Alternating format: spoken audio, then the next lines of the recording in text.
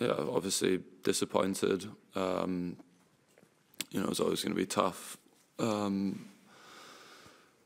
Tough match. You know, Stan, you know, has over the years played brilliant tennis on that court, and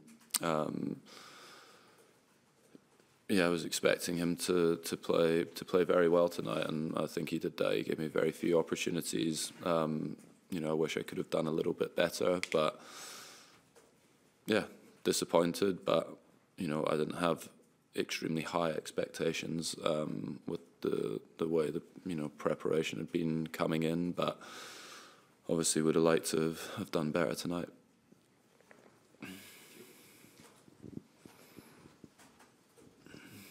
What did you feel maybe didn't go right on your side of the net tonight? Well, I mean, I didn't break serve, so I'd have to say returning was the thing I probably could have done, you know, better. Obviously went down an early break and in all of the sets as well, which didn't help. But I would say, yeah, I mean, I would have liked to have returned a little bit better. You know, he did well, not just with the serve, but the first ball after the serve. You know, he was very aggressive. He timed the ball very well, even when I put a decent return in play. And yeah, would have liked to have done a bit better on return.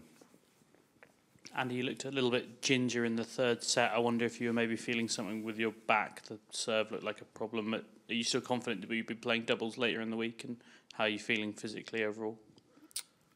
Yeah, I mean, well, physically, tennis is not easy for me nowadays. It's hard, and you know, clay has always been a surface that since the very beginning of my career, I've had back issues on, you know, on the clay, and it's something I'm used to be honest. And yeah, it'd been a bit of a struggle, sort of in the training and in the build up, but I felt pretty good going into the match tonight, considering. And yeah, it wasn't much of a factor out there this evening, to be honest, and hopefully I'll be fine for the doubles. I don't know when we're scheduled to play, but I'd imagine it'd be a bit later in the week with the other guys, with Dan, and the opponents are playing. I think they're both playing tomorrow, one of them pretty late, so yeah, hopefully it'll be all right. Did the change of racket, change of equipment, a contributing factor at all in that performance, or not? The lack of familiarisation, perhaps? I don't think so. I mean, I've in the last few years, I really haven't played loads of clay court tennis. When I have, I've not won many matches. You know, last year I lost in the first round of Monte Carlo, Madrid, Rome, and yeah, I don't think it had much of a factor tonight. But we'll also take a wee bit of time to get used to. You know, it's different, but there's positives to it. You know, particularly with, you know, for my serve, and yeah, I'll keep working on it. I just wondered what you thought of the night session. Like, both conditions, it seemed to be reasonably slow, and was that difficult? And also, what's the vibe like in a night session out there?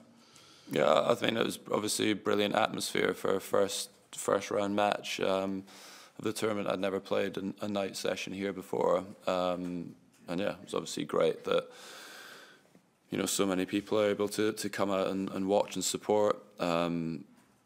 In terms of conditions, yeah, it's obviously significantly slower than it is in the day. A bit lower bouncing as well, but that's pretty much the case when you play night matches anywhere. Very different, and you play a match in Australia in the day when it's 40 degrees, and then in the evening when it's 20, it plays pretty differently. And yeah, conditions definitely are slower in the evening, but yeah, great atmosphere. Great atmosphere out there for a first round, and lots of people came out to watch. Last three. You had quite an extended exchange with Stan at the net afterwards, and kind of a warm embrace. What did you guys say to each other then? Well, it was a private conversation, but I said well done for winning, and yeah, we have obviously played each other and known each other for an extremely long time. I first played him back in 2005, and had some great matches with him, and you know, we've spent a lot of time on the practice court and stuff with each other over the years, and yeah, we're obviously, both of us are, you know, close towards the end, and yeah, just had a chat with him at the net. Andy, a big picture question about your legacy here at Roland Garros. I wonder how much pride you do take in what you have been able to accomplish here, given that things you mentioned, how tough it is physically, how it's not your most natural surface, and yet you still, I think, 4th among active players, wins here, reached the final, first British man in 79 years. How much pride does that all give you?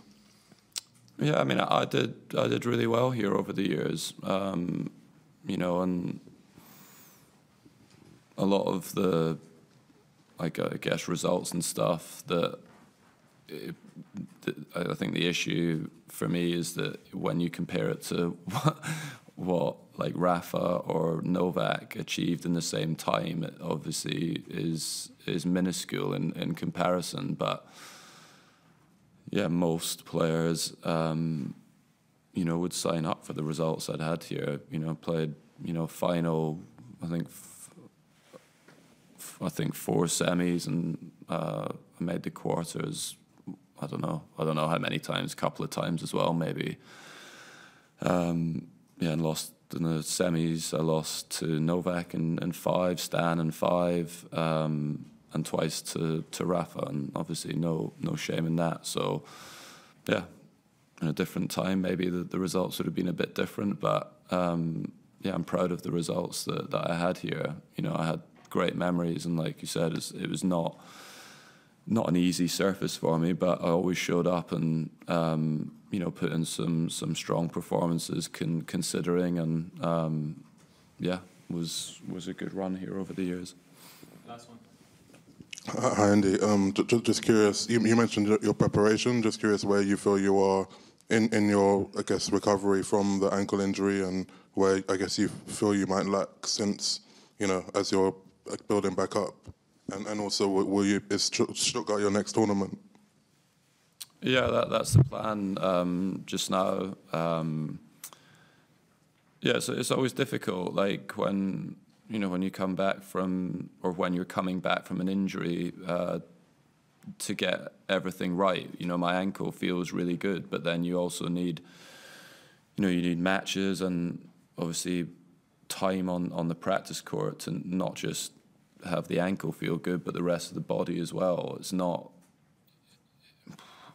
when you're 37, it's also not the same as, when you're 21. You bounce back much quicker, and sometimes now, like when you do have a injury, it just takes a little bit longer to, for your body to get used to the intensity of the matches and stuff. And yeah, my body isn't what it was 10 years ago. I'm fully aware of that, and takes a lot of time and effort to get it in a position to go out there and compete. And it's not always perfect, but it is what it is, and I still enjoy giving it a go and trying to get myself out there and be as competitive as possible.